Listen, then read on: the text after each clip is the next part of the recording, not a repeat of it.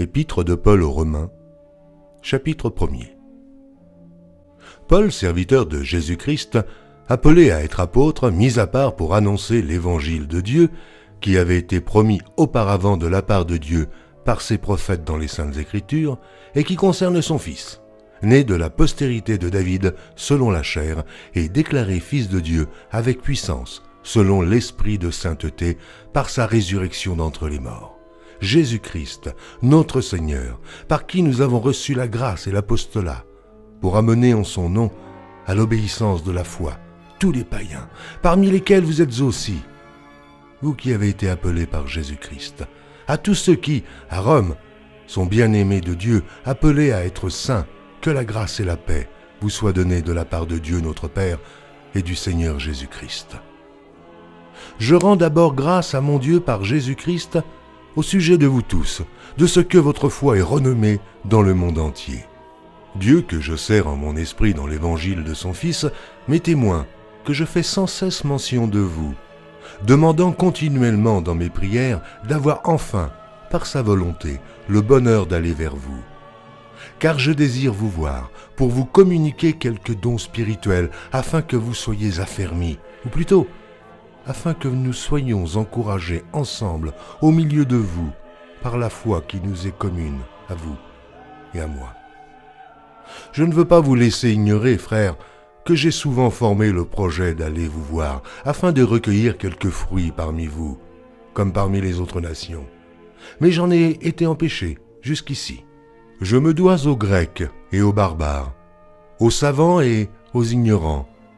Ainsi j'ai un vif désir de vous annoncer aussi l'Évangile, à vous qui êtes à Rome. Car je n'ai point honte de l'Évangile.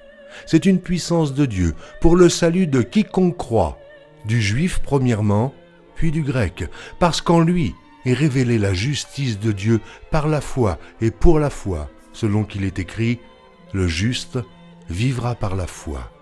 La colère de Dieu se révèle du ciel contre toute impiété et toute injustice des hommes qui retiennent injustement la vérité captive. Car ce qu'on peut connaître de Dieu est manifeste pour eux, Dieu le leur ayant fait connaître.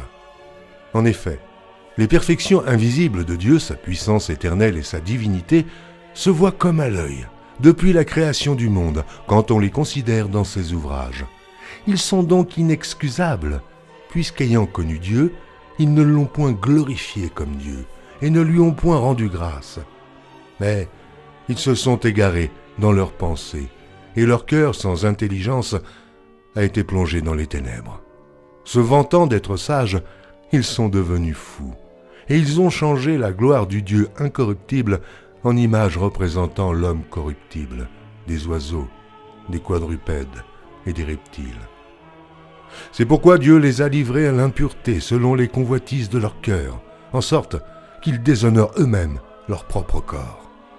Eux, qui ont changé la vérité de Dieu en mensonge et qui ont adoré et servi la créature au lieu du Créateur, qui est béni éternellement.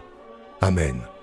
C'est pourquoi Dieu les a livrés à des passions infâmes, car leurs femmes ont changé l'usage naturel en celui qui est contre nature, et de même les hommes, abandonnant l'usage naturel de la femme, se sont enflammés dans leurs désirs les uns pour les autres, commettant homme avec homme des choses infâmes, et recevant en eux-mêmes le salaire que méritait leur égarement.